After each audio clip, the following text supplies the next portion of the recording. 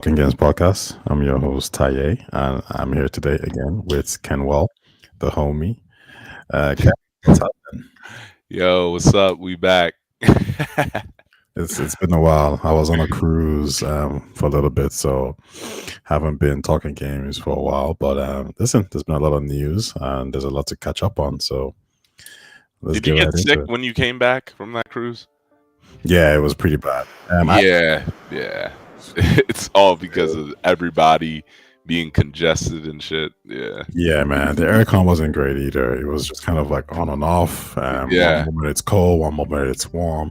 So those fluctuations definitely played a role.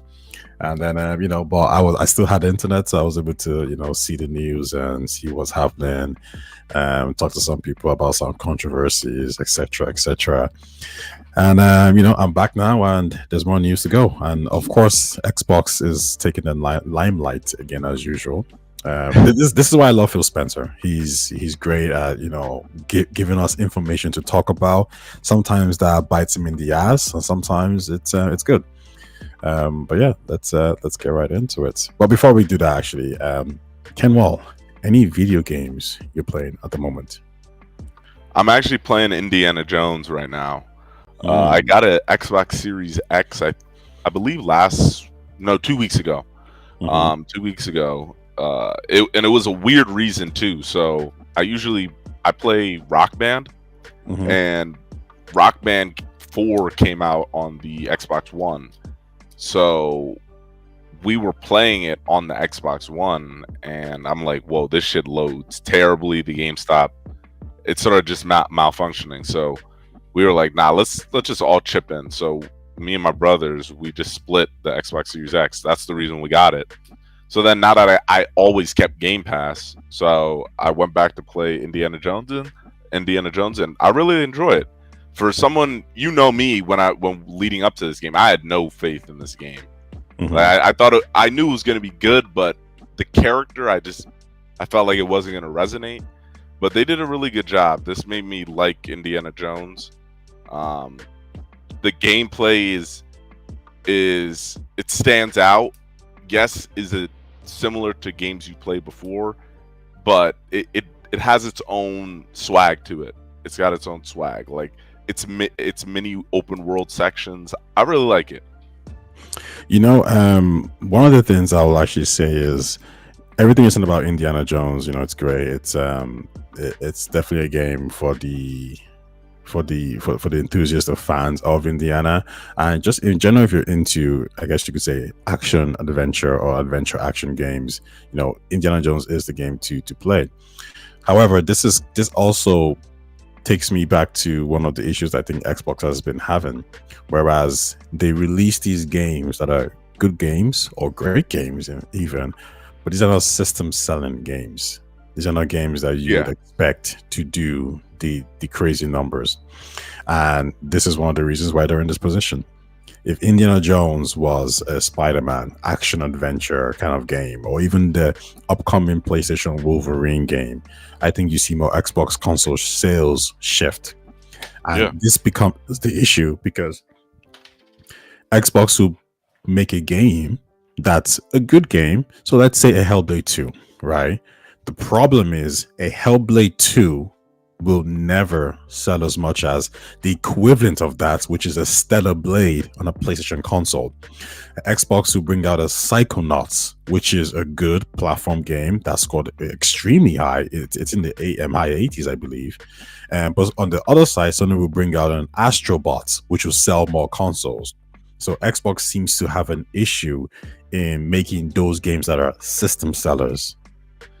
And Xbox really had a bad issue. Just tagging off of that, new IP. They're really they're really bad because the Xbox One, nothing did it. They didn't have anything to follow up Halo with. Hmm. So none of their games like South of Midnight. I'm excited for the game. I heard really good things about the game. But why is it being talked about in the same vein as like these are the most anticipated Xbox games? Hmm. It's not on that level. That's not a seller. Yeah, exactly. And that's something that they'll need to rectify very, very fast for sure. But anyways, yo, listen, we got some stuff to talk about. Oh, actually, let me tell you about what I've been playing. Absolutely nothing. I haven't had fun. I've been doing shit all when it comes to gaming. I've just been resting, but I've been playing, but not Persona. Sorry, it's not Starfield. I've been playing Metaphor. Metaphor here and there. Great game. It's fun. I'm enjoying it, and I play it like every day. I play it almost as if it's a real life version of what I should be doing. So a Metaphor, it works in day sequence, you know, so you can play the game, you do activities in one day and the day is finished. Then it goes on to the next day. Once I'm done the activity for that day, I'm done for the day as well. I just, I drop the game and I go off and do something else. Like that's just the way I've been bouncing off back and forth with it. So, but yeah, listen, let's get right into it. The first clip we have up is an interview with Phil Spencer, which is one of the notes you brought up about games going everywhere. So I'll play the clip and then we can discuss. But you're just showing the PlayStation logo now. I mean, we've embraced the future here at Xbox Hero. We understand like the bigger picture here, but is this just, hey, this is the Band-Aid off, guys? I think it's just being honest and transparent about where the games are showing. And we actually even had this discussion last year for June Showcase. And we couldn't, by the time we kind of made our decision, we couldn't get all of the assets done. And it felt weird to have some of them in and some of them out. But I just want to be transparent with people. If we're shipping on Nintendo Switch, we're going to put that. If we're shipping on PlayStation, if we're on Steam, like people should know when the storefronts where they can get our games. But yeah, like who does it, like it doesn't really benefit people to keep games. And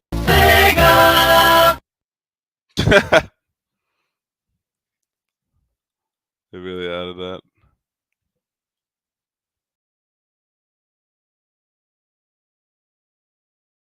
Ty, can you hear me? Oh, sorry, man. I was muted. My bad. No, you're good. I was saying, I'm sorry for that last part. I didn't, the Sega part popping up, some of these accounts do be trolls. This is what we do. But basically what Phil Spencer is saying there is that at the developer direct, for the first time in ever, they started to show the PlayStation logo on all these games.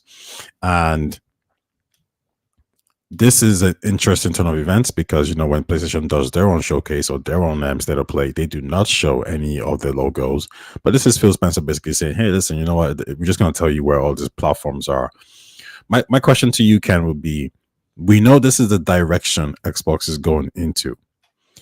The question then becomes: is there a way to still show some level of integrity and say, you know what, even though we're putting our games everywhere else, there's not going to be a situation where you watch our own showcase and then you get to see PlayStation logos, Nintendo logos. No, we're keeping to this. Or do you think that doesn't even matter anymore? Like who cares? If Sony wants to do that, that's their business. If Nintendo wants to do that, that's their business. Xbox is doing their own thing, and this is ultimately better for the consumer. What are your thoughts? Yo, this is gonna sound foul, but they acting like whores, bro. Like they're just open, dog. Legs spread open. Like what? Come on, like have decorum. In my opinion, this is what I have a problem with this whole situation. It's like, all right, now you're really you destroyed the brand, burned it up, and then now you're just pissing on the ashes. This is what you're doing right now. Because there's no need to do this. I don't think you can still have your trailers and then announce it, and then what they've been doing is perfectly acceptable. They have the Xbox Direct, and then you know how the developers come out with a press release. There's always a press release when there's new type of information from them, which is from the source. That is where they usually go like, yeah, this is coming to PlayStation. Because when Doom Eternal got revealed, that write-up for it said it was coming to PlayStation. But the trailer in the showcase didn't say that. Why can't you do that? Mhm. Like that's fine. Like you doing this again, it's you burnt up the brand. You're like, let me light it up, destroy it. I don't want to ever see it. And then you're just pissing on the ashes. It's like, what do you? And then for those guys that go like, yeah, we fully embrace the new Xbox. It's like, bro, come on. There's no new Xbox, bro. This is just business right now. Yeah. Mhm. They're just a publisher. This is the same as you don't really root for Activision and EA. This is them.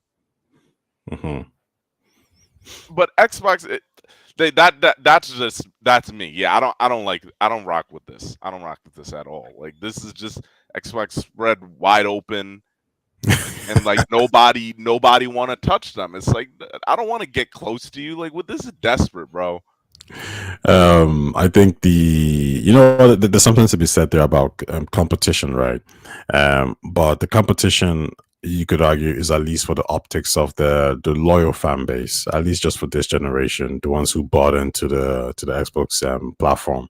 So when Xbox decides, for example, the Indiana Jones situation, if you're gonna publish that on PlayStation, fair enough, but you don't do it as a one more thing, right? That's just respectful to the guys. It's absolutely insane.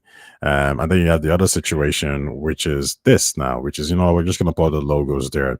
Now, I'm sure the publishers and the developers are all happy with that, because at the end of the day, if you're saying this, like, let me not play devil's advocate, but I wonder how this affects marketing, because Metaphor was, an Xbox marketing game, and it didn't show PlayStation logos.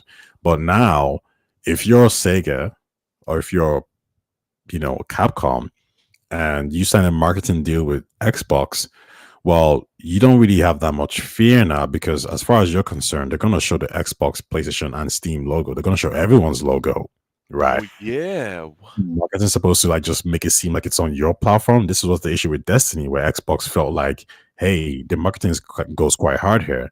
Even with Call of Duty, the marketing goes really hard here.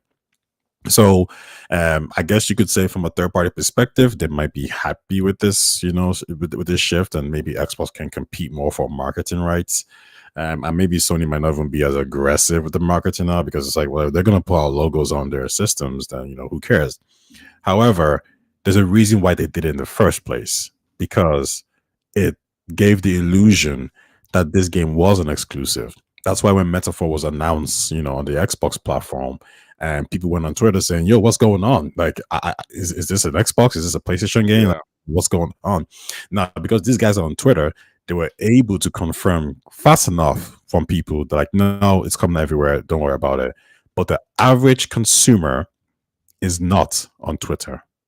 They're not doing these things. So when they see that showcase, they think, oh, damn, that's an Xbox game. So my fear, at least from an Xbox perspective, is that you're even though you're putting your games on other platforms, you're not doing everything you can to ensure that your own ecosystem, that you get that 100% cut, or that the 30% and the 70% cut. And that's just my issue here. Now, it's possible that they've run the numbers and it really doesn't matter. This is possible. But the problem is, I don't trust these guys. I really do not. They messed up. Guys, at all. The fact that you can let that one more thing happen shows me that you're not right there. You're not in there with the fan base, and the numbers are skewed. The fact that you let Redfall drop, and when Redfall drops, you then come out and say, oh, these are good. Our analysis said that it was good. So something is broken in your system and needs to be fixed. So that's just my take on the overall. We're putting the names on all these other games. Materially, does it affect consumers? No, it doesn't. Does it affect the Xbox console ecosystem? Yes, it does. He even says in that interview, yeah, they would like the 100% cut.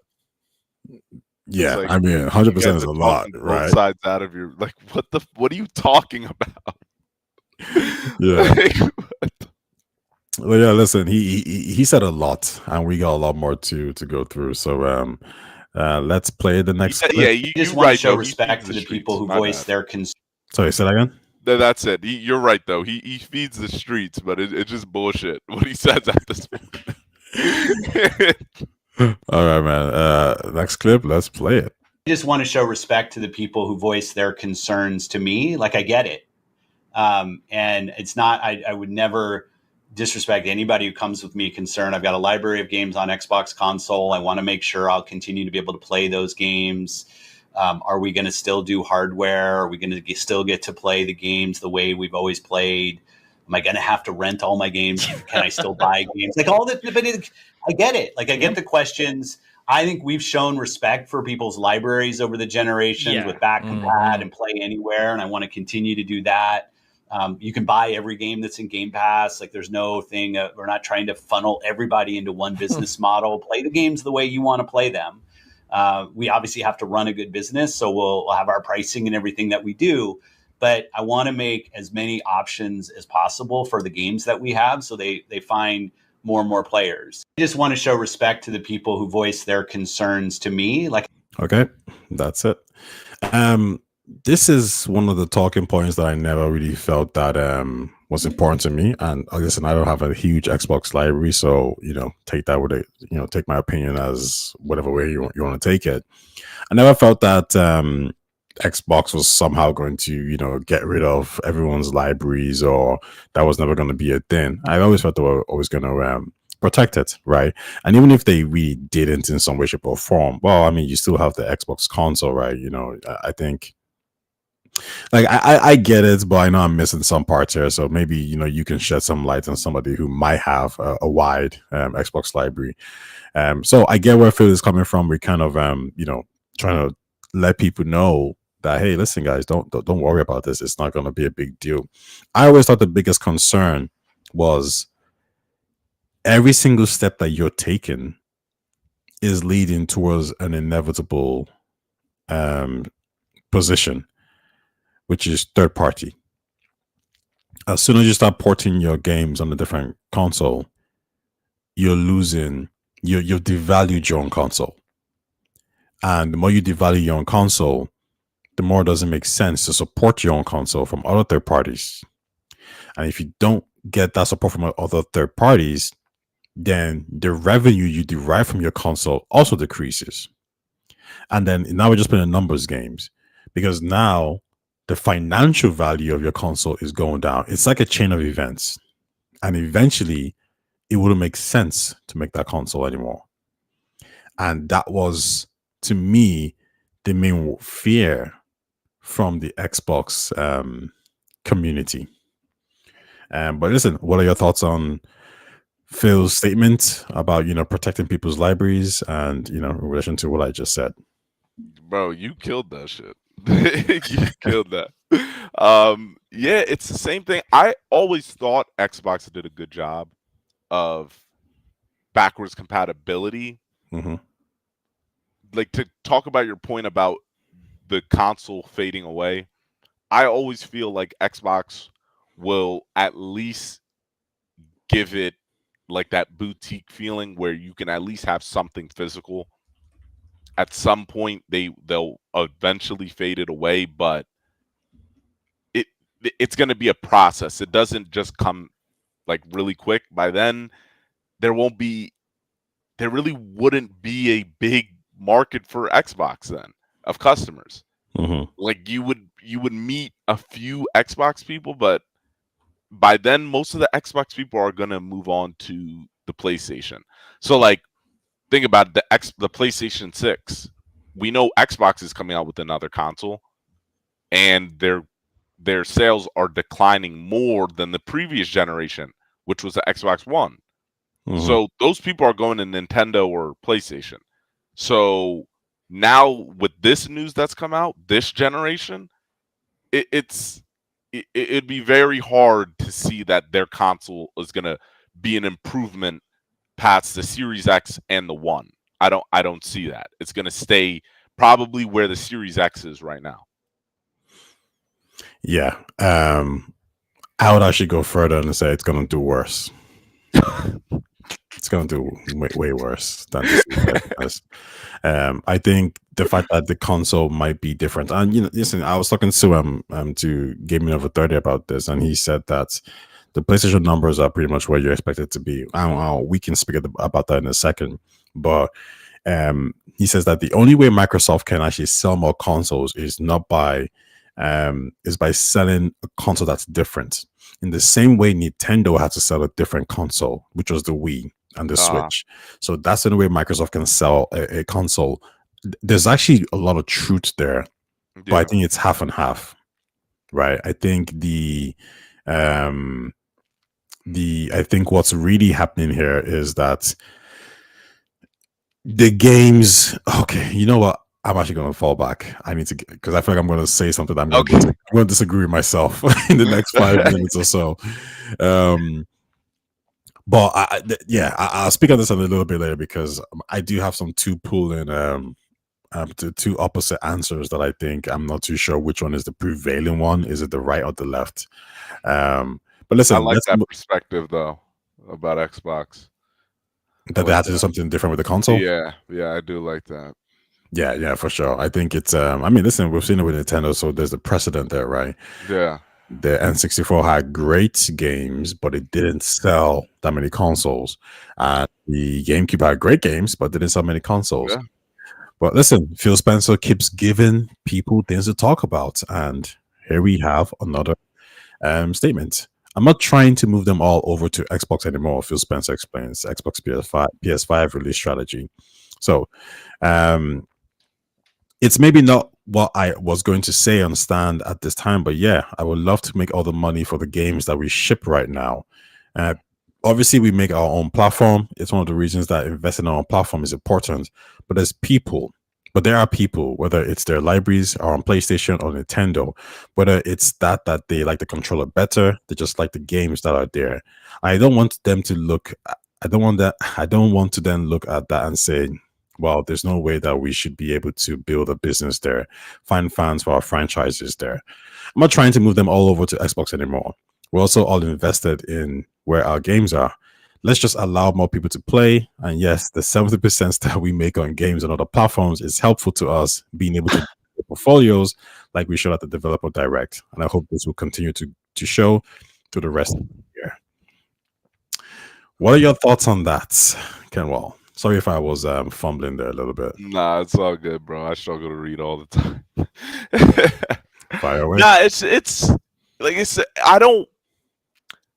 they really created a bad situation for themselves. Like every time it's like, yes, we would like to sell 100%, but we can't. And we have to do this. We have to give it to the other player. It's like, you're a business. Like, what are you talking about? Like, this is like a hobby that you can just pick and choose when you want to compete. Like that's my thing. Like the PR, it just really doesn't make sense. Like I don't understand why they have to talk anymore. That's my biggest thing. Like I know I'm trying to speak about what he just said, but it's just, we know at the end of the day why this happened. So Xbox, the brand is done. I don't feel like we need a spokesperson anymore. Like how Nintendo and how Sony does it, I get it. You're trying to be different. And when you're in the news, you're in the news. It's helpful. But for Xbox right now, they're talked about more than PlayStation every year. And does it help their sales? It doesn't.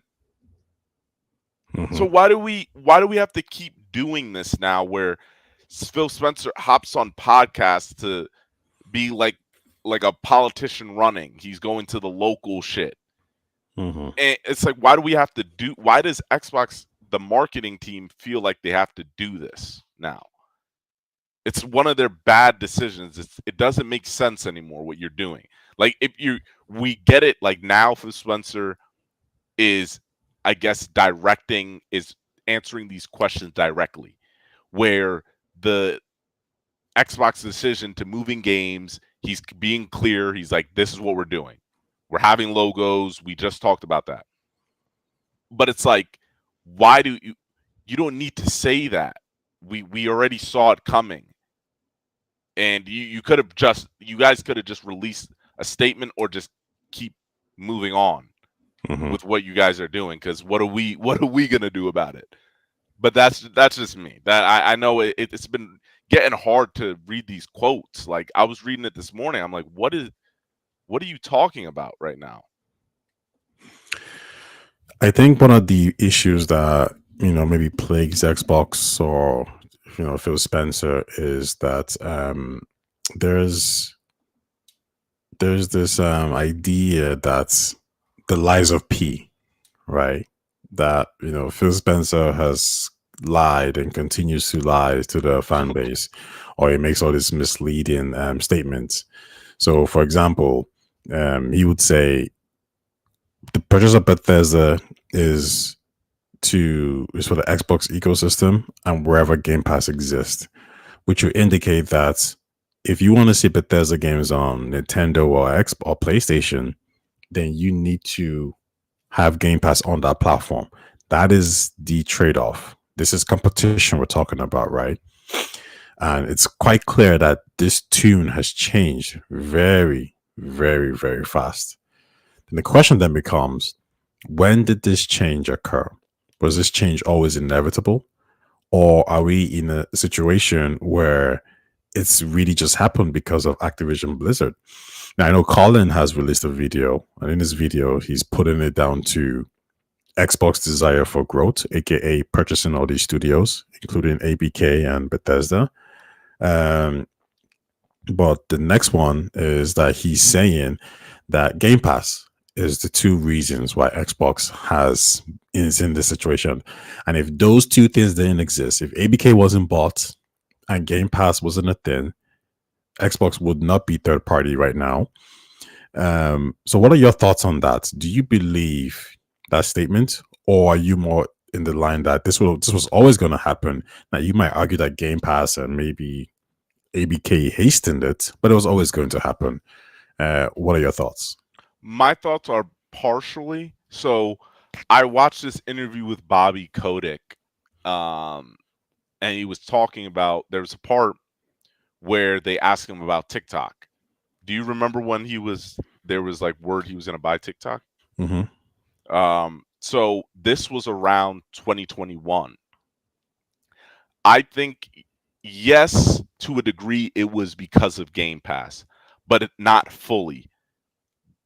I put it when he was saying, so he had a guy, he knew of somebody from government, and he said that he would like to put in a bid, but they said that his friend said Microsoft was further in. So, of course, being in that level, he called Satya Nadella, and Nadella he asked him, he was like, yo, would you want to partner with this deal? And Nadella was like, nah, we got it. And they weren't really confident as well about getting TikTok, but they were, if they could have pulled the trigger, they were going to pull the trigger. They were still ready to pull the trigger. So Bobby Kotick was like, okay, all right, that's fine. And then Satya Nadella, when they got off the phone, he was like, but later come talk to me, because I think we can do something.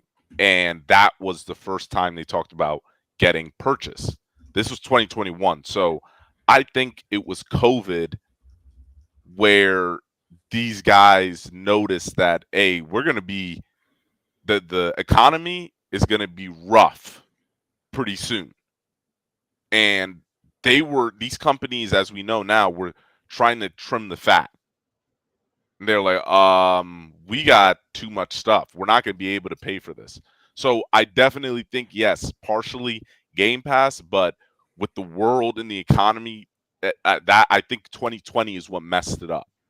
Truly. I'm going to agree with that as well. I believe that everyone felt that the industry was going to grow and grow and grow, and grow it did. But then at some point, that growth wasn't being realized. So when they purchased ABK, this was under the foundation that the industry was going to keep growing. Um, there's two kind of purchases, really, right? There's a purchase of like a Minecraft, a small company that has a lot of potential to grow, or an Obsidian, a company that has a chance to be something bigger and special. Or Insomniac, a Naughty Dog. These are the companies that they start off with a lot of potential and young. And then there's the companies that you're not really purchasing them to help them per se. They're being bought to help you. An example of that is Bethesda, right? They're already established. They don't know what the hell they're doing. There's nothing you can really do or change to them. They're meant to help you. And ABK is another company that's supposed to do that. Now, the difference here with ABK is that the main goal obviously was to grow the cloud market and the console market to some extent, and also the PC market. And that's what Microsoft thought that was going to happen. So ABK games were not going to get necessarily better, but they were going to affect the other markets in some way, shape, or form. The problem is that didn't happen. Cloud didn't grow to the numbers they expected, and PC didn't grow to the numbers that they expected, and they have to keep these games multi-platform, and the industry just shrunk, or not shrunk, but it kind of corrected itself. So now Microsoft is stuck with this huge ABK deal that they probably feel wasn't worth it, because the purchase of ABK was predicated on the expectations that the gaming market was going to grow. It was going to be something a lot bigger. Game Pass was going to be huge. Cloud was going to be huge. None of that occurred. There's growth there for sure, but not to the level that they expected. So I think we're in agreement there. But that Bobby Kotick interview is quite interesting. I haven't finished it, and I really like what just hearing his thoughts on things. Yeah, there are some things I thought was freaking ridiculous. Like when this guy was like, "Yeah, they wanted to get they wanted to purchase us, and the only disagreement we had was Game Pass."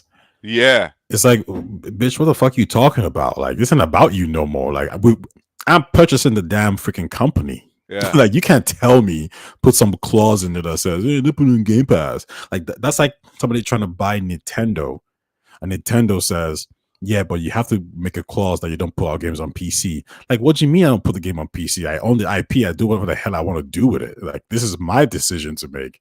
So as about, I'm going into the whole interview, but I just thought that was a weird thing to say. It's like who do you think you are? Like, you're not even being kept on as a CEO. So if it was a situation where he's like, yo, we want to purchase you guys, but Bobby, we want you to still run the show, he can be like, yo, listen, I don't rock with Game Pass. I don't really like it. I think it's not great.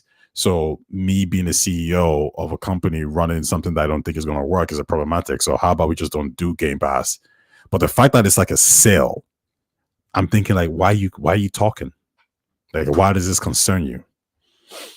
So yeah, those are my thoughts.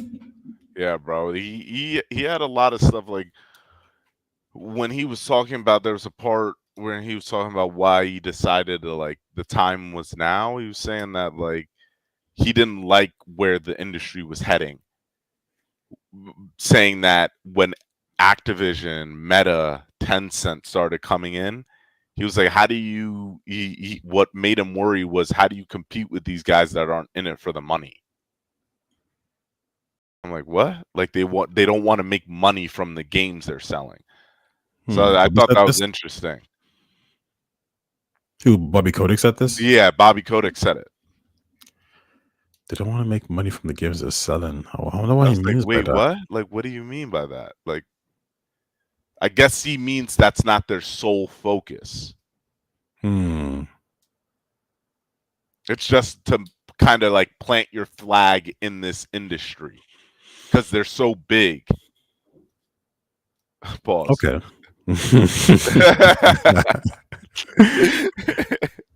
Yeah, okay.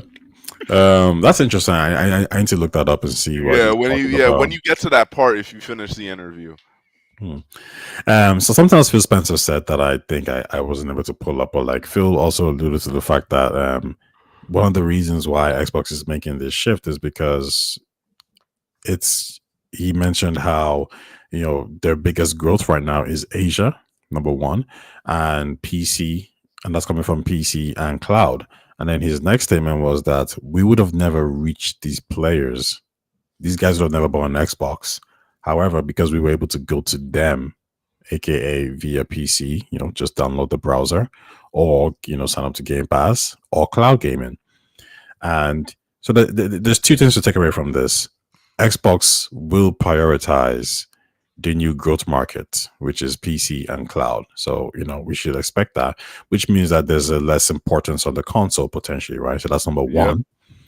Number two, could this also be one of the main reasons why they're doing this shift? Because the consoles just haven't been selling, and if the consoles are not selling, they've just thrown in the white flag and said, well, let's just go to the place that is easy to get to these guys to break it down.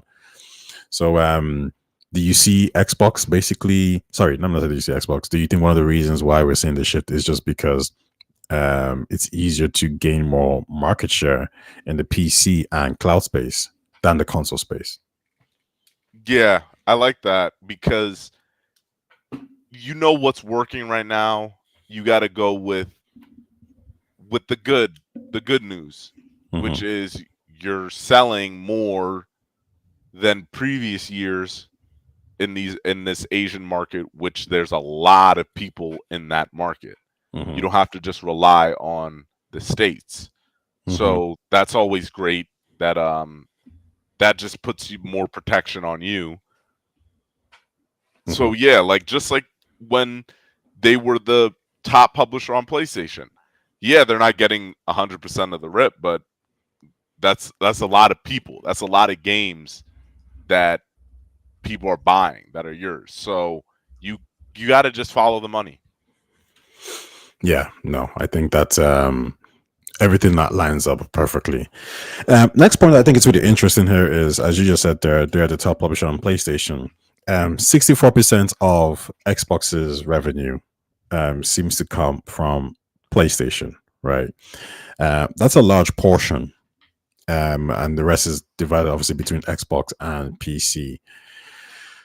The question I'll pose to you is that at some point, because we talk about how Game Pass and ABK are the reasons why Xbox is making this transition.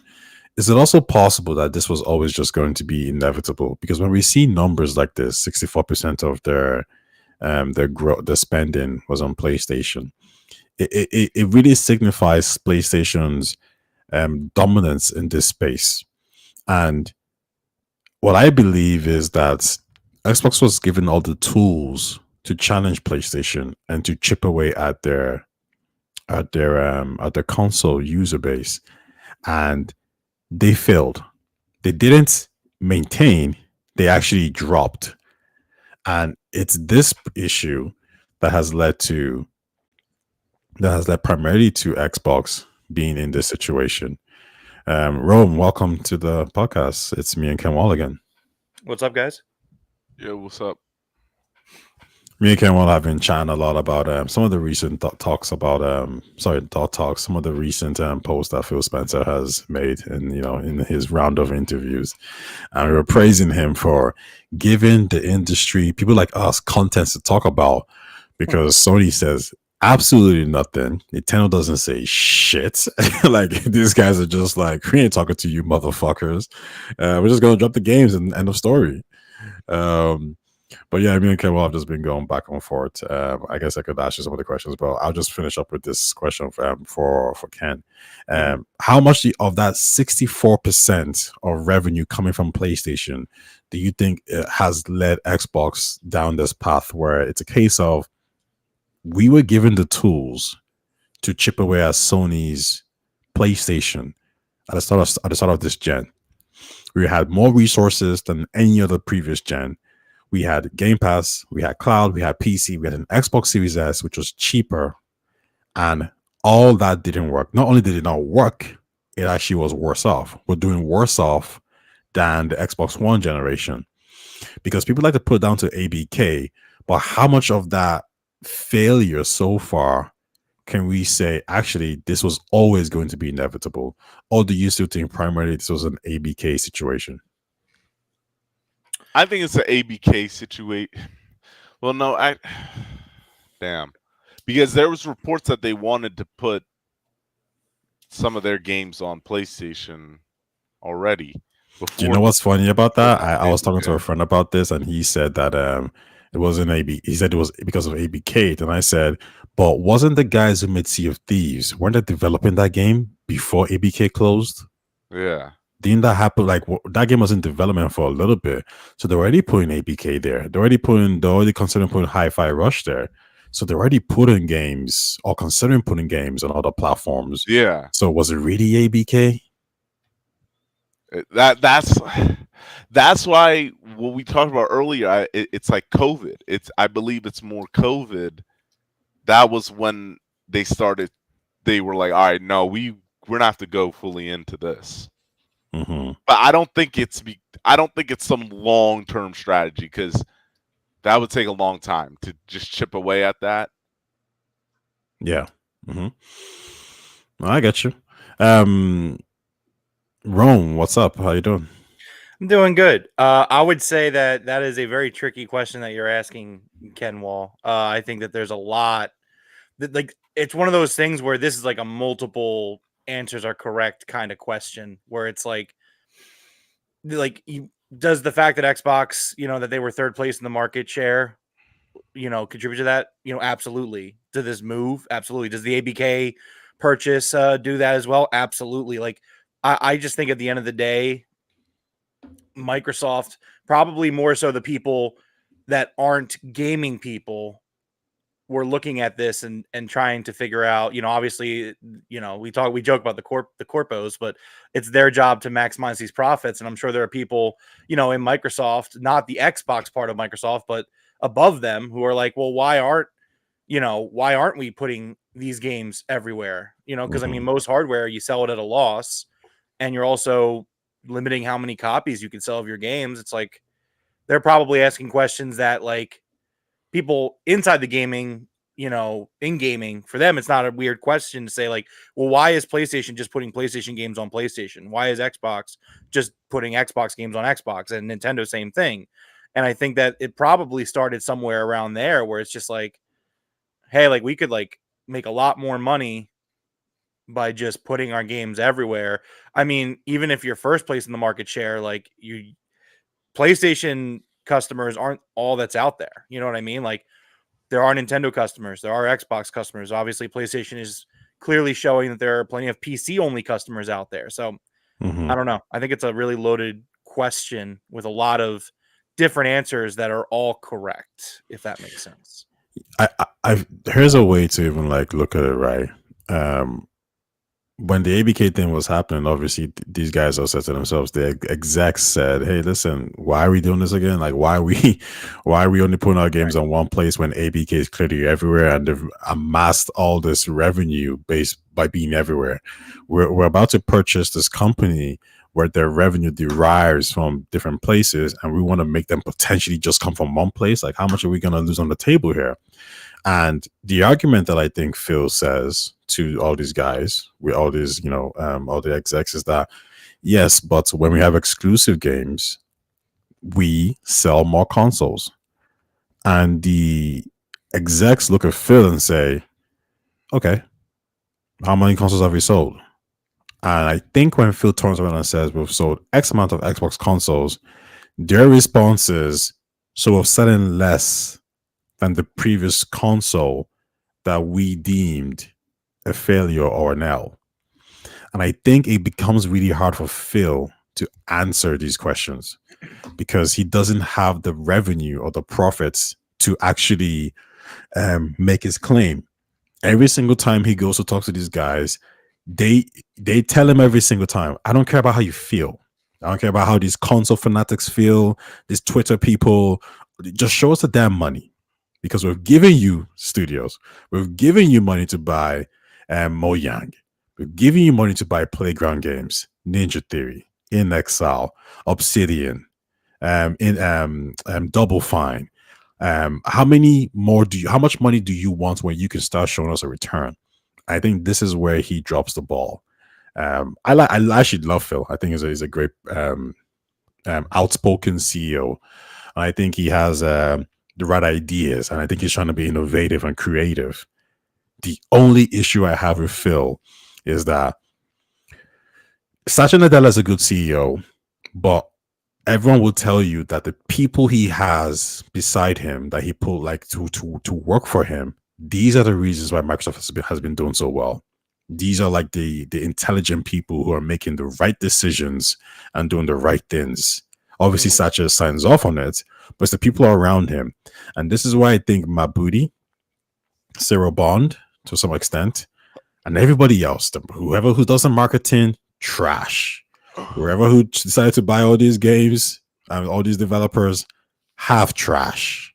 Because the idea that Phil, there's an email where Phil is literally almost like bragging about how, oh, the launch of the Xbox Series X and S is going to be amazing. We're way better than PlayStation.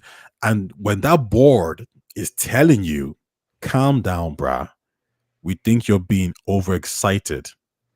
And he's like, nah, trust me, we got this in the bag. Then you fast forward 4 to 5 years later, or whatever this time frame is, and the Series X and S consoles are behind. I think he doesn't have a lot to go on. I think he's lost a lot of financial trust with the board, and that's why they've been taken over. Ken, am I talking shit? Nah, bro. I did lose you. Oh shit. I was like trying to follow along, but then it became too much. So we'll see that. Excuse the rant. Yeah, I was gonna say I followed, but I was like, man, he is really right. He I was knew like, what's up. The funny thing is that like your point A to point B is so short, but like he's really stretched it out there. No, I think you're being a little harsh. I think the thing is that at the end of the day, and video games, the video game industry, making video games is really fucking hard. I think at the end of the day, and so like I think if you're Phil and you're looking at the progress that these studios are making, obviously I'm just speculating because obviously I'm not there. But if Phil felt confident enough to really, I mean, like, put your name out on that and like say like, hey, like I really feel strongly that the Series X and S is going to be a great launch for us, then like I feel that Phil believes that. I think if Phil was bullshitting, I don't think he'd be at Xbox at this point. I don't think he'd be with Microsoft at this point if he was bullshitting. Like, oh, it's going to be a great launch for us. Not really. Like, I think if you look at it, like, making video games is hard. Games take time. Games get delayed. Games don't come out to what they, it's art. It's subjective. And I just think at the end of the day, like, a lot of that comes into it. I think Phil probably really believed that the Xbox Series console was going to be a hit. And, from the first party standpoint, we're starting to see that right now. Obviously, it sucks that Redfall didn't deliver. Some were disappointed by Starfield, not all, but some. But I don't know. That's the thing. It's like Microsoft is this software by the numbers company, but at the end of the day, like, while yes, you make games as software, with numbers, it's just not the same thing as like, oh, Microsoft Office is doing this or whatever they call it now. They renamed it, didn't they? It's like 365, whatever. It's like, oh, this is the amount of numbers we're doing with this program that we do. It's like, and it's performing. The Surface tablets are performing. It's like, yeah, because you're just making something that's by the numbers. Like, it is what it is. Games are subjective. A game that like I loved Starfield. I got lost in that game for 3 months and had a blast. Ty feels differently. Like it's subjective. So I don't know. It's just I think when Phil says like he felt like the Series XS was going to be good, overall, like I believe that he felt that. Oh, listen, I believe it too, and I believe from a hardware perspective, I think those consoles are amazing. I love the Series X. I was going to say that as well. Like, I understand that maybe the first party support didn't pick up until like around a couple years in, because it's again games take time. But like, I love my Series X. I think it's just I love the tech. I love the I love all of it. I love using it much more than I love using my PlayStation or my Switch. in terms of Yeah, actual. I can agree with that. I actually think the Xbox Series X, the console itself, is actually well made. I think it's well designed. I think the Series S looks good. I love the interface of the Xbox Series X. Whoever who made the console did a great job. Whoever who did everything else, well, Jason Ronald, I would assume, right? And his yeah, guys. well done to him. Yeah. But listen, Phil, like I said, he keeps giving, and we have a lot more quotes just to go by. So here's another one. Phil Spencer doesn't want to see every game turn into a big live service games. There were all games that have there are games that have a beginning, middle, and end. It was because I didn't want to see every game turn into some big live service game because the developers felt like this was the business model, and it's not easy to do that. And also, I love the fact that we can go and look at Psychonauts, Double Fine working on the next title, Compulsion. They aren't the biggest teams. They don't want to be massive 1,000 person teams, and we want them to be able to do great work. And so I want to create a platform that can support that.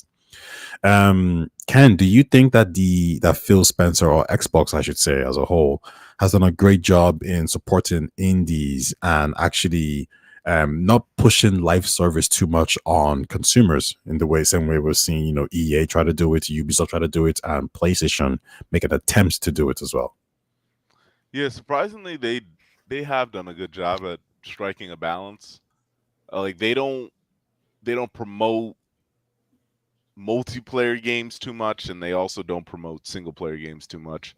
And single player games, that's broad, and multiplayer games is broad, but you guys know what I mean. Like they don't emphasize one type of game, and I always appreciated that because Game Pass does cater for certain kinds of games. So I like the fact that there's a broad spectrum with that, and they've always given indies their chance to live and give people a shot with these indie AA games that people wouldn't ever try. Yeah, that is true. I believe Phil has said, especially with Game Pass, that they've seen more diversity in players picking up different types of genres than ever before.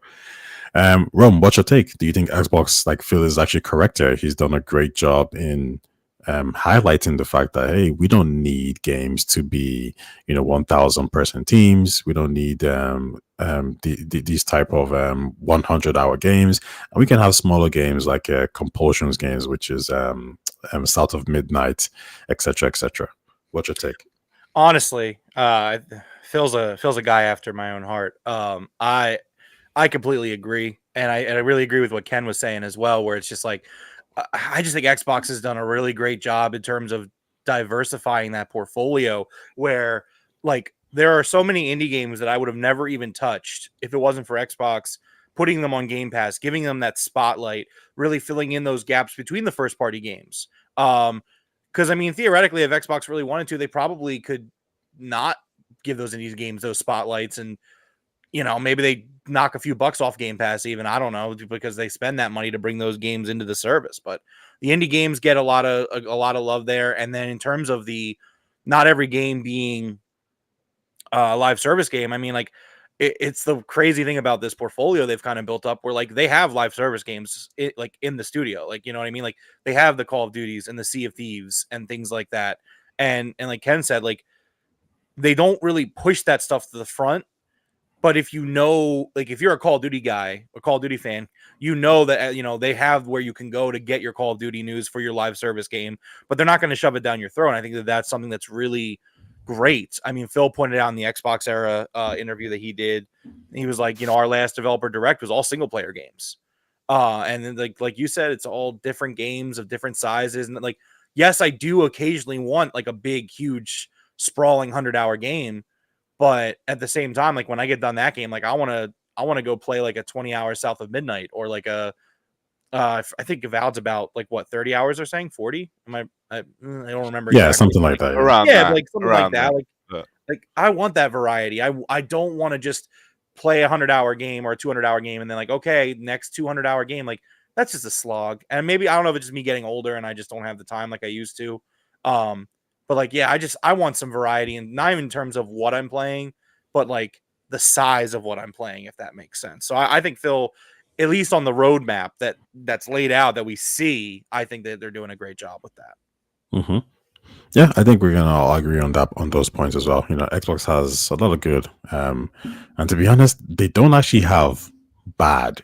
The only bad you can say is that maybe they don't release enough AAA blockbuster games that will sell massive consoles. But apart from, just from a gaming perspective, you could actually consider them like a top tier third party publisher if you really want to think about it, especially with this upcoming 2025 list of games that could potentially drop, that could include Gears and Halo. But listen, another quote from Phil that I want to get you guys thoughts on. This quote is not really about now, but maybe more about the past, right? And we know Netflix, Amazon Prime, and Disney Plus, they have exclusive content on their service, which entices people to join. So Phil says, you can buy every game that's in Game Pass. We're not trying to funnel everybody into one business model. Play the games the way you want to play them. In an alternate timeline, do you think that Xbox actually should have approached an idea about making some games exclusive to Game Pass? Ken, I'll go to you again first. What are your thoughts? Some games exclusive to Game Pass. Trying to think of a game that would have been beneficial. But the thing is, it would have just like any game that you think would have actually made Game Pass sell, or do you think the backlash would have been too, like it wouldn't have been worth it? So the juice wouldn't be worth the squeeze, as people would say.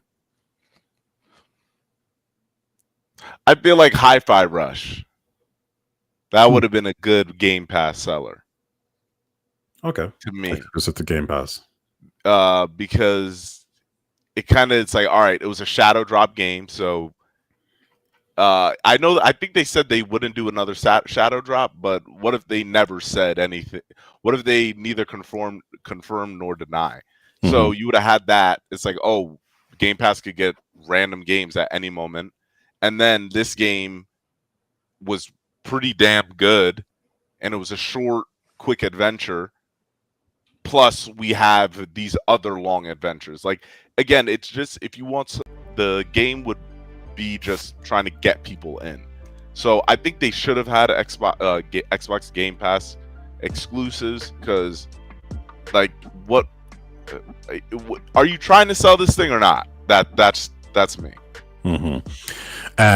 Do you think a timeline where they had exclusive Game Pass games would have been better for Xbox, or do you think this timeline is ultimately the best? Right now, what they're doing, right now is the best.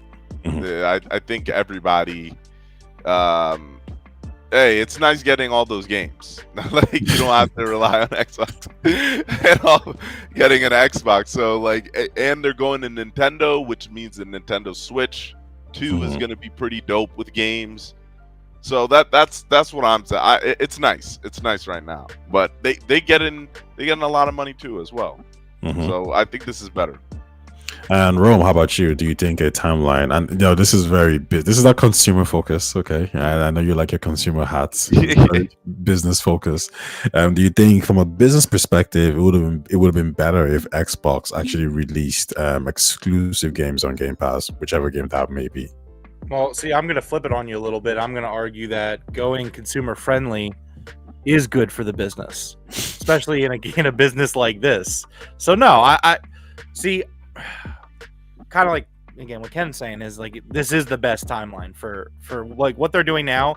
Like, console wars be damned. Like, this is what's going to do the best for them, and ultimately for gamers, is to get your hands on games however you can. Me personally, like, I'm big on ownership. Like we've talked about, I have a whole room over there full of physical games. People are always so surprised when I'm like, yo, get Game Pass. Like, I'm like, I will gladly, I'll promote Game Pass more than Xbox will. In fact, I know I do. I do. Because it's just such a great value. But it's like, that model is not going to be for everybody. It's in digital gaming. Like, I'm big on ownership, but like, you don't really own your games at that point. So like, the Game Pass model is what I want to see from an all digital future personally. But like, if you're just someone, like, you just want to buy the game and you want to have that one game, like, it's the right thing to do, is just to make it available in many ways, as many places as you can. That's good for the consumer. It's good for the business too, though, because it's like you're going to get people like me who are going to subscribe to Game Pass and see that value, and then you're going to see people who want to buy your games, a la carte, and they're going to get that value there, and you'll still get your money there. No, I personally would not. I mean, like, I guess like if you were in that timeline where like they weren't bringing their games anywhere else, like maybe it makes sense. But like at that point, you're spending a lot of money to keep these games on the Game Pass service, which I guess at that point you're kind of really gambling on Game Pass, which I guess is kind of the point. I don't know. I don't think so. My initial reaction is no, but like maybe if I were really to dig into it, it would be a good idea. But I don't know. Well, I have a thought question for you guys. So, in 2025, it seems that Microsoft has more games slated for the PS5 than PlayStation does for their own console. An important question here is, and this is something I've seen with many of the Xbox influencers say, is that you were so close to taking down Sony because their live service push has resulted in them not having exclusive games. And because of that, they're in a weakened position where if you then come through without exclusives, Doom, Fable, New Gears of War, maybe, your Game Pass, your xCloud, your PC, you have become the biggest third-party publisher, but also a third-party publisher that is putting out great content. South of Midnight, we've seen right now that Avowed is doing pretty good. Not everyone likes it, but a lot of people there are saying, hey, it's something good to play. It's something good to, the combat is great. And you can only imagine that team developing and getting better and better. And with PlayStation canceling all these games, they're in a weakened position. So my question to you guys is, did Microsoft throw in the towel, if you want to call it that, too soon? Should they have said, you know what? Let this gen finish out. And once this gen is done, we'll take a step back, look at our sales, look at our console figures, look at the Game Pass numbers, and then we'll announce, do we kind of go third party or not? But this is premature. Kenwell, I'll go to you again. What are your thoughts? Nah, I don't think it was premature. I feel like because of their data analysis people and the tech they got over there, I think they had a forecast because everything was just going down. Like they had it, they were going down for a long time. So I don't think this was too soon. Their stuff wasn't really going to be selling like that. But that's just me. And Ron, what are your thoughts on that? I mean, like, from a certain perspective, I would have loved to see what would have happened. Like, I do think that, like, yeah, I think that they probably know what the projections look like.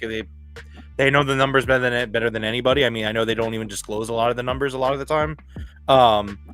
But there is a part of me, and I know I said this like a year ago when all this first started. I said here, I think on your show even, I was just like, man, like at least give it a shot. Like you have all these games coming right now. Like, could you imagine? Like, I would have loved, just out of pure curiosity, like knowing that it would have been an uphill battle, I would have loved to have seen what this year would have looked like if, like, let's say they're launching all these games exclusively on Xbox, where it's like, hey, we have Avowed, South of Midnight, Doom, Gears, if it does come out this year, Fable. Like, over the course of the next 2 years, like, they're really going to be, like, as long as the games come out and they're great, like, but a lot of them, from what we see, look great. I would love to have seen what would have happened. I would have loved to have seen how that timeline plays out. Do I think they overcome it? I don't know. But, like, man, it would have been really, really cool to at least see that attempt. But, I mean, I don't know. Again, like, I think it's probably not too early because they started putting their games on PC back in, what, 2013, 14? Like, that's when it started. I mean, we act like putting the games on PlayStation is, you know, well, yes, it does. It's a culture shock, but games haven't been exclusive to the Xbox platform for almost a decade. And that's probably why those numbers were going in that direction, because, you know, if you're a PC gamer and you want to play Xbox games, like, you've been able to play them just on your PC for, you know, a decade or whatever. Mm-hmm. So I don't know. I don't know if it was too soon because they were already kind of doing it for like 10 years. But I don't know. I think I agree with you guys and Ken that it's pretty much it made sense to do it now. Then those numbers didn't look great, especially when you look at PlayStation's numbers. Could they have, just been the bullet and then eventually launched all the games and went a bit more third party? At the end of the generation, I think so too as well. I think it would have caused less harm.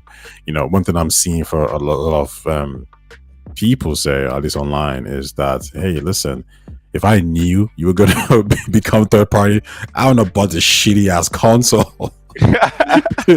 You lied to me. Bullshit. Hold on. I actually really want to kind of interject on that because I just think that's maybe it's a hot take, but like I just think if you're sitting here in 2024 and you have that stance, I think that's crazy to me because it's just like they were struggling for a while. Like if you stuck around on this platform and you didn't like being on the platform, it's kind of like a shame on you thing almost. Well, no, I think the point really is that, like, hey, I bought this Xbox because I thought Halo was gonna be exclusive, Gears was gonna. You bought Bethesda. I thought Bethesda was gonna be exclusive. Now you're telling me Starfield is coming next year to PlayStation? What the fuck are we doing? I mean, it's upset. I get how it's upsetting, but like something, and I think I said this on last week's Game Room podcast, where I said the biggest thing for me was kind of like shifting that mentality, where it's like I love Gears of War. It's like one of my favorite games of all time. Because I was at work a couple months back. I was talking to this guy, and he plays on PlayStation exclusively. And I was talking to him about Gears of War, and like he's never played it because he didn't have an Xbox.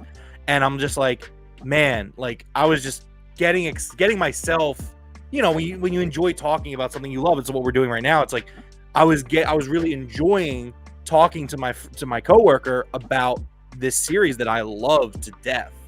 And I was like, I had this moment where I was like, damn, it'd be really cool if we could have a more conversation, because he hasn't played it. He doesn't know what I'm talking about. Like I could tell him it's great, but like he can't really reciprocate any kind of like meaningful discussion or discourse.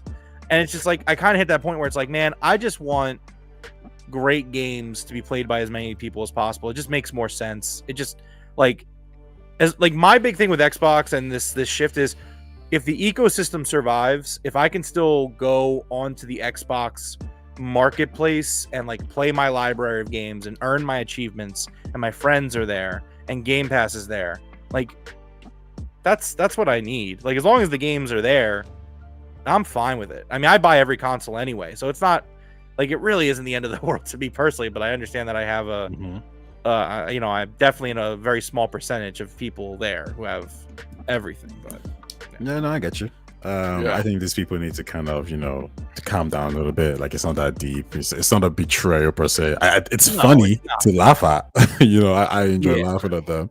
Like my thing is, I say like, look, man, like that Nintendo Direct April 2nd when Halo gets announced for the Switch 2 is going to be crazy, and I'm going to tell everybody, if you haven't played Halo and you now have an opportunity, go play Halo.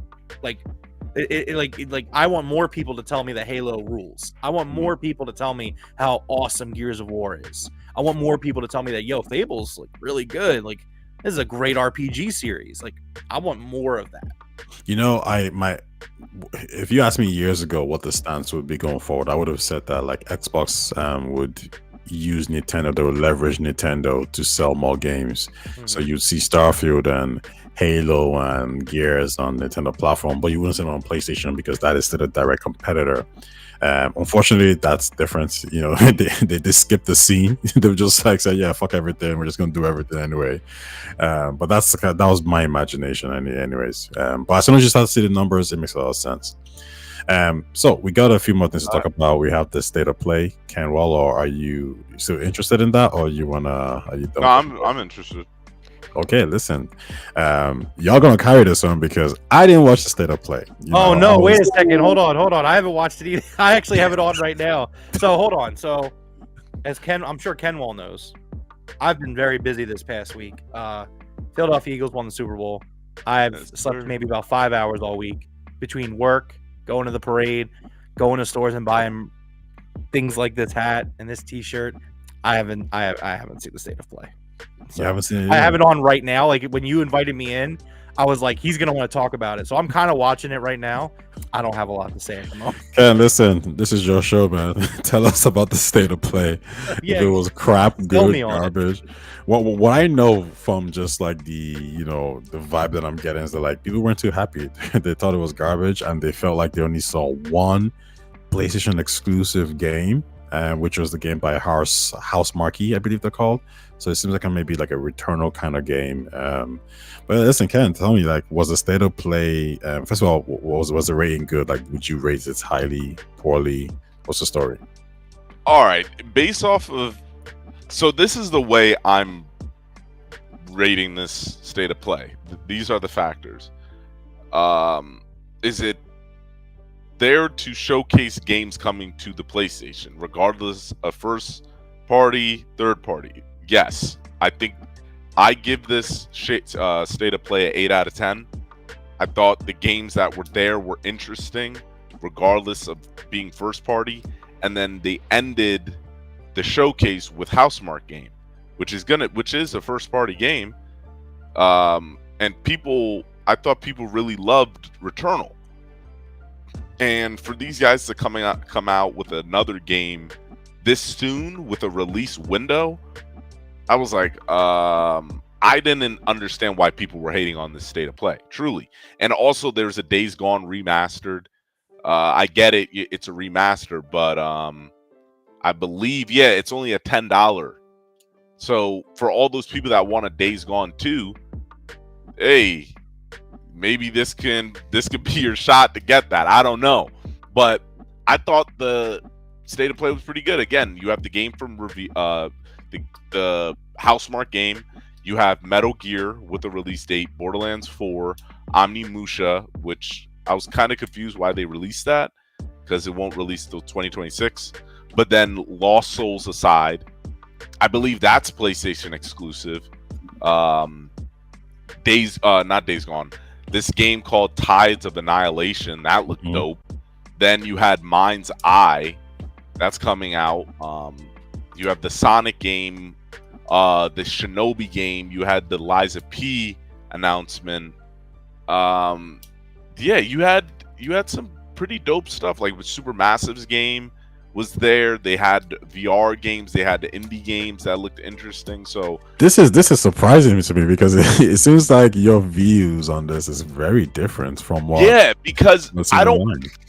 The reason why is state of plays.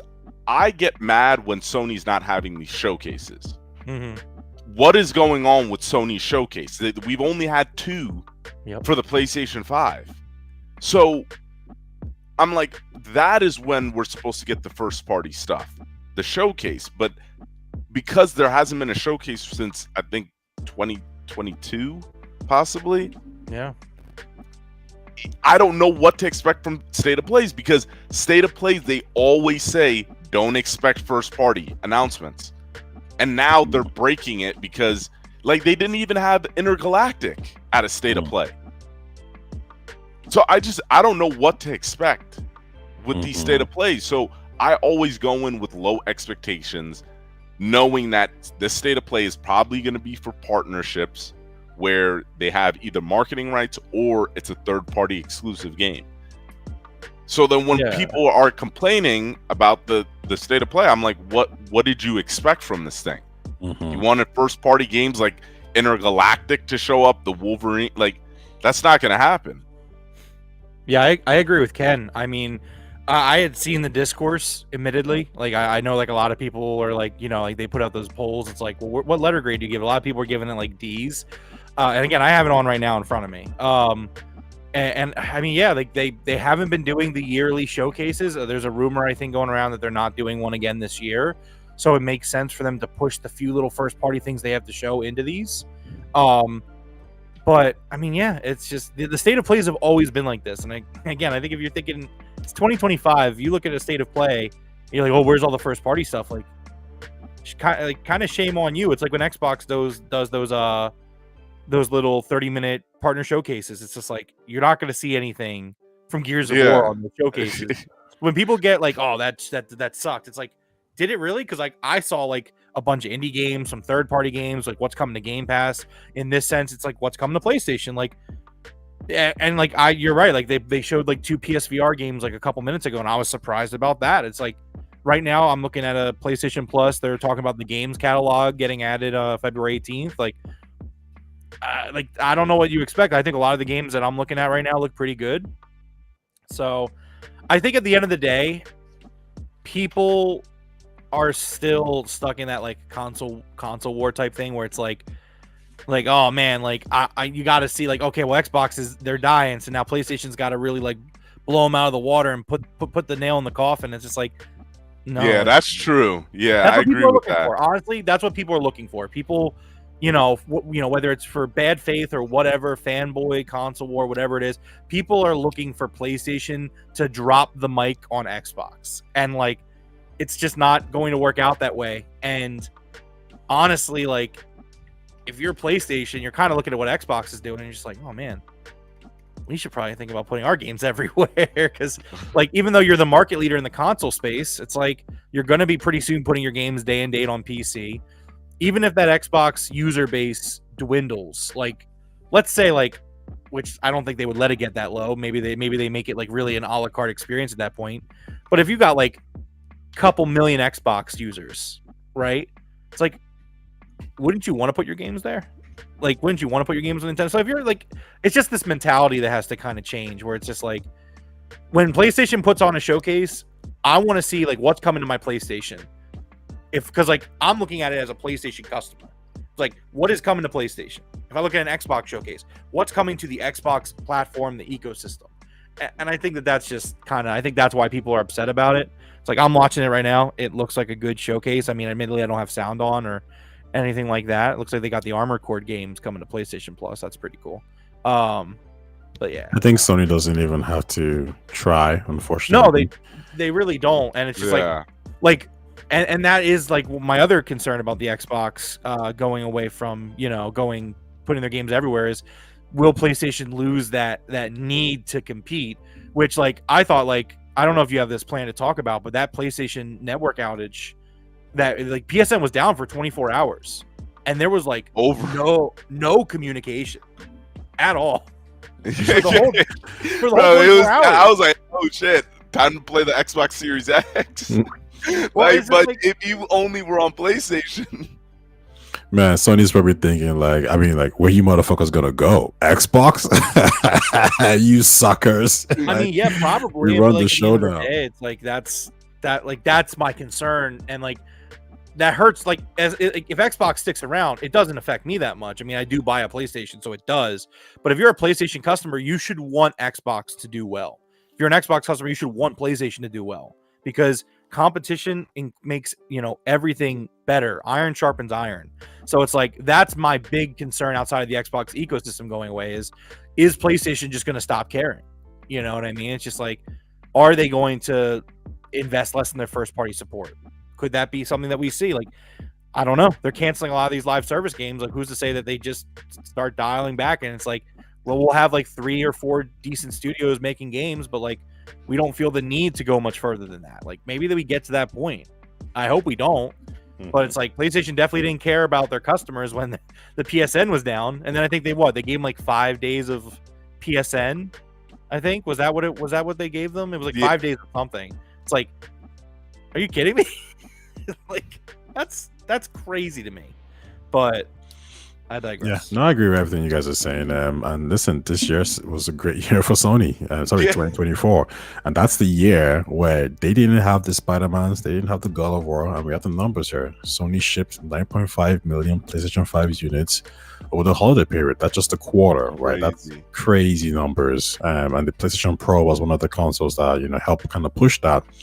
But it just doesn't stop there. By the end of the third quarter, the number of monthly active users grew to 129 million, up from 123 compared to in December 2023, making the highest number of MAUs in PlayStation history. Over 40% of those consumers who bought a PS5 during that holiday period were new to the console, which contributed substantially to the MAU growth. Now, that's the part that I think is really shaking a lot of people, because the argument that at least what the Xbox guys was saying was that there's no growth, there's no new users, etc., etc., etc. But now when they see that 40%, which is probably around 5 million people, 4 million people, were completely new users, that's a lot of money right there. That's a lot of third-party revenue. So the question is, who are these users?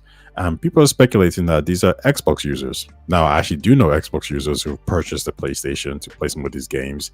So yeah, it seems that it's already happening where maybe that 5 million or 7 million users should have been on the Xbox side, but because maybe Xbox has decided to kind of spread it a little bit, go third party, it's not happening. I don't know. I think we need more details to kind of confirm that, but these are what the numbers are saying for PlayStation.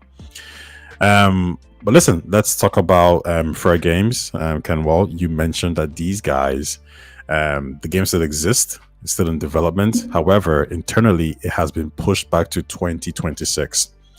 My question to you would be, is this a response due to the fact that Concord failed? Is PlayStation looking at all their live service games with more of a scrutiny to ensure that it succeeds because they can't afford another Concord? Or was Fair Games likely always going to be 2026? I think it was due to the Concord. This one I do believe because, again, why do you guys... I don't think they need to get it right. They need to get the things that they need to get right are having a better package for the updates. I think Fair Games just... I don't think it's up to snuff yet. And that's because of Concord. I do think so. I just don't get it with Sony because I feel like they hold these live service games too close to the vest. I think they hold it too close to the vest. Like, if you guys really cared about the game, you would have been having alpha, private testing. Like, you would have been doing something with the game. Mm-hmm. But it's still in the dark. We haven't seen any gameplay. So Yeah. I find it really weird how they act with these games. Yeah, I think I'm in agreement that I think Concord and all these other games have played a huge role in Sony deciding to make sure everything's correct, which makes you also wonder, does that mean Marathon is also going to be 2026 along with Concord? So potentially two big live service games. And I move on to wonder if Sony's gonna look at these games and think, every live service game, multiplayer, Xbox, Steam, PC, everywhere. That makes a lot of sense to me. Rome, how about you? Do you think that Concord has been delayed due to the issues that happened with Concord? And Fair Games. I know what you games. meant. I got you. And do you think there's a possibility that, hey, Sony might look at it and say, in order for these live service games to work and make a good profit, we need to potentially release it on Xbox? So number one, I don't think that. I think the game would have slipped regardless. My thought process to that would be, if you look at Concord, like, Concord was dead on arrival. Like, I don't know what you can take from that outside of just the live service in general doesn't interest PlayStation gamers as much as they want them to. I mean, because it's like, I know Ken was saying something about like, well, you need to make sure the updates are bigger. Concord didn't even get to the update. We didn't even get to the updates for Concord. There was no interest in the free beta before the game launched. It was just an unimaginative, bland, like, if you were watching like a movie or like watching a show or playing a game and like a character in that world needed to be playing a video game, it would be Concord. Whereas just like, it was not, it wasn't anything. It had no interest. And so I can't see PlayStation looking at Concord and be like, oh, well, we got to push this other game back by a year. Like, because like, well, what didn't work about Concord that like you need to delay this other game? And that's just my opinion. But again, I'm also really critical about live service games. I think that it's too often tried. Like, I think that like some models can make it work, but I think it, like, when you force a live service game, more often than not, it ends up being trash. But no, I don't think Concord specifically plays into it. because I like if Concord was a couple updates in and then it died, then I would agree with Ken, where it's just like, okay, well, like, man, like there just wasn't enough there to keep players coming back. Let's push Fair Games back a year so that way we can really kind of bulk up some of that post-launch content. Like at that point, I'd agree with that, but we just didn't get that far in the live service model to even let that be a reason to delay a game. So like if there's a problem with the game's at launch's quality, then it would have gone delayed regardless. In terms of your second question, should PlayStation consider taking those live service games everywhere? I mean, I think absolutely. I mean, again, I'm someone who's trying to look at the future and look at the change that we're seeing, and like, I mean, if the goal of these companies, Xbox, PlayStation, whatever, is to sell software, sell units, make money, then I think all your games should go everywhere. Just like that, at that point, it makes sense to me. But if we want to focus on the live service model, I mean, most of these live service games are multiplayer. Most of them require large player counts. It makes sense to make everything cross-play and put it everywhere because, again, the more players in your pool of possible players, the better your game is. So I would. Yeah. Oh, his mic's muted. Mm-hmm. Yeah, Sorry about that. I was muted again. My bad. I was saying that even Shift Up, Stellar Blades developers are saying that like we expect more sales on PC. It seems like just this exclusive approach just really isn't working. It just doesn't make sense to derive yourself from more profits from different sources. It's crazy. But we got one more point, actually well two, but let's get into it. Games. Sorry. Actually, no, there's actually one more. Yeah, GTA 6. So, Kenwell, you might have the opinion that GTA 6 might be delayed. I believe Take-Two, Strauss Zelnick has commented on this and said that, hey, listen, we're still optimistic for 2025. And he doesn't want to say never because, you know, that just jinxes things. It seems that people have this feeling that GTA will be delayed, I think, regardless. It's like they just expect a default delay. So I always said if GTA was supposed to release in 2024, people would say it's going to be delayed until 2025. Then I don't think they actually care about whatever Take-Two says. They just expect a delay by default. But what's your take? So far, do you think that we can expect GTA to arrive in 2025? Or are you expecting the game to slip to 2026? Yeah, I hear the same thing. Like everyone's like GTA 6 is not coming out this year. And now normally like I do agree with that because like a little bit. The only reason why I changed to believing that it would get delayed is because Jason Schreier said that he doesn't see it likely coming out this year. But not only when they first announced it during their sales call, but they recently said it's coming out on 2020, coming out this year. And now there's a report, I think it's Corsair Gaming. They said a PC port is scheduled for next year for the game. And then they and this source actually said it's coming out this year. So I'm going with this year. I don't think they can. I really don't think Strauss Zelnick would say it again if it wasn't coming out this year. I get it. This stuff is flexible. They can definitely delay at the last minute, but I don't. They still can't mess around with the date. They're not going to not give a confident date. Mm-hmm. Yeah, I think I would agree. Listen, they know it's a big game. They know they can delay it as much as they want, and everyone's still going to buy this game. I think obviously the shareholders might be a little bit annoyed because, hey, listen, we expect some kind of return now. I have a separate question as well. Do you think the live service element of the game, the online element, will coincide with the story, or do you think it's going to launch a couple of months later? And whichever answer you give, do you think it's better if they actually launch a couple of months later to kind of maybe what's what I'm looking for, to kind of build momentum towards the live service part of it, which is what everybody is pretty much going to be playing. So you're saying they're gearing up for it? No. Do you think that like when GTA comes out, the multiplayer element is going to launch day and date with the single player mode? Nah, I think it's going to be the same thing as GTA 5, where it was about a month. I'd be surprised because those servers would be. I think they're going to need some time. The first time was awful, and that was the 360. That's crazy how long it's been. But yeah, I would be surprised if they got the multiplayer and the full base game to launch at the same time. I highly unlikely. All right. And Rome, how about you? Do you believe GTA is going to launch in 2025? And if so, do you think the multiplayer will launch day one along with the single player component?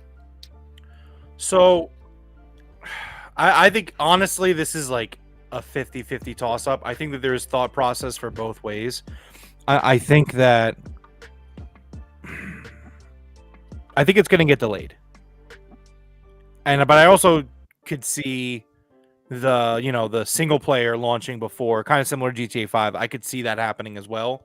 I just think that we keep where there's smoke, there's fire. And like, I just think we keep hearing that the game might not be ready. And I think it gets to a point where it's like, okay, well, if you keep telling me the game's not going to be ready, I'm going to assume that the game isn't going to be ready. I think that getting that release date for Borderlands, which is in the same, obviously 2K, same publisher, it was late September. I feel like if GTA was coming out in October or November, like I feel like they would try to launch that later or earlier in the year. Excuse me. I think that September is September, and that's like 2 months out. But like Grand Theft Auto being a juggernaut, like you would think that I don't know, maybe try to get July or August for Borderlands. So I don't know. If you asked me to put a gun to my head and make a choice, I would say it's going to get delayed, maybe to February. Okay. Very early though. I think it'll be really early.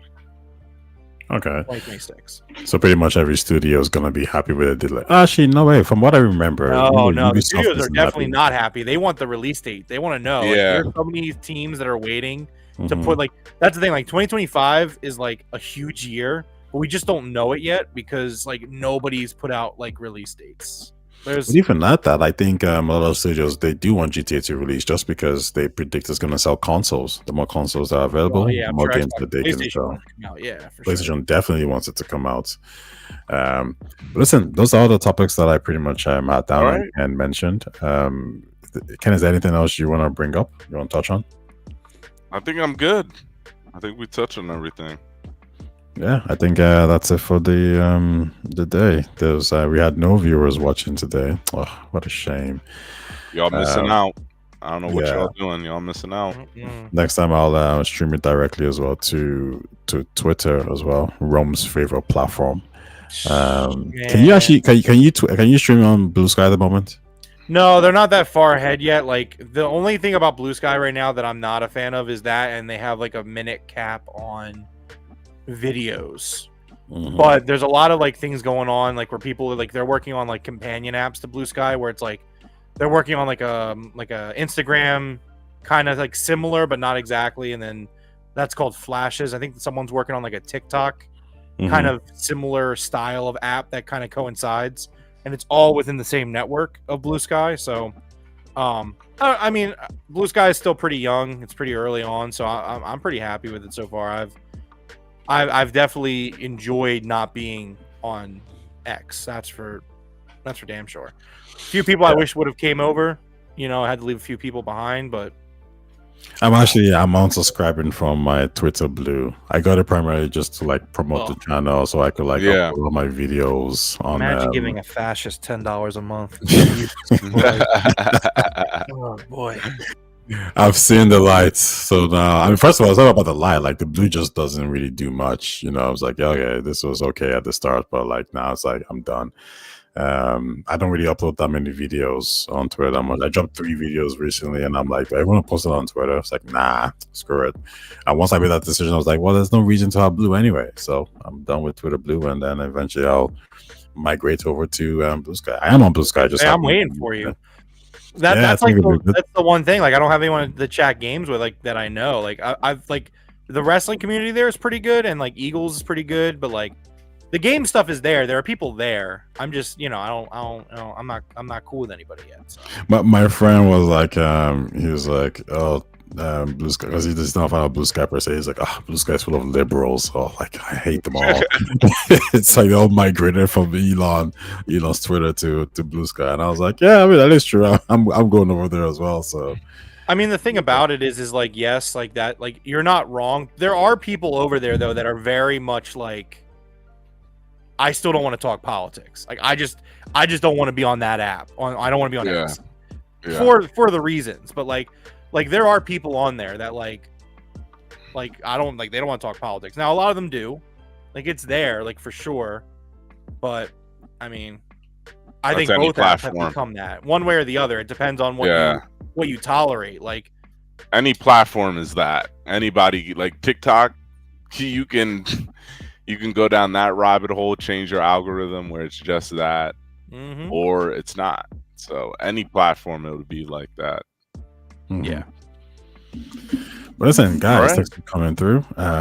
Kenwell, plug your stuff. Let us know if you're gonna be dropping any videos soon on TikTok, YouTube, and because so I'm gonna be streaming. I'm gonna be streaming next month. That's when I'm gonna just bring everything back in terms of YouTube. So look forward to that. Kenwell, YouTube. Are you going to be doing some of your news stuff when you talk about like the news that's happening in the video game industry, etc.? Yeah. Okay, cool. Looking forward to it. Rome, let us know what you're up to and plug your channel. Sure. So you can find me over at the Game Room Podcast, where most weeks Ty's mad because the Eagles were in the Super Bowl and then they won. And Monday I was exhausted. I was like, I'm sleeping. Ty's like, where are you at? Why aren't you doing the show? These motherfuckers, they be putting me on mute or whatever that bullshit is. Yeah, I've like 5 minutes. For 3 minutes. What did you say? Wow. I'm telling them facts, all facts, and they don't like it. No, so they're like, we don't like facts, so they just like block me and stuff. And then I after like 10 minutes, when you start cooking Devro. Don't get me wrong. Like I find that extremely entertaining on a personal level, but you can't be saying dumb stuff. You know what I mean? But anyways, you can find me over there, the Game Room Podcast. Every week we usually Monday nights we sit down and we kind of talk about all the news from the previous week and kind of dissect all that and react to it all. You can follow me on Blue Sky at Rome W, where I talk about video games there, I talk about wrestling, and I talk about I would say sports in general, but Philly sports specifically. But definitely gaming and definitely stuff like that. So, all right, thank you for that. To anyone watching this, you guys might notice that I did a podcast live stream yesterday. I was doing with my friend Ushers, and we were speaking about not really games. That happened towards the end a little bit, but we were talking about the cultural and the political elements of things that's happened in the United States, Africa, and touched on some parts in Europe. But that was interesting. I think it's titled appropriately, but I'll look to maybe have a better definition of those titles so people don't get confused with the game and stuff. I will be taking some of those clips and uploading them. So, for anyone who isn't interested in watching a 2-hour podcast, you can catch some of the snippets for 4 to 5 minutes. And I'll look to do that maybe around next week. But anyways, everyone watching this, thank you again for watching. And I'll see you guys. And I'll see you guys next week. All right, fellas. Take it easy. Enjoy the rest of your day. Ciao now.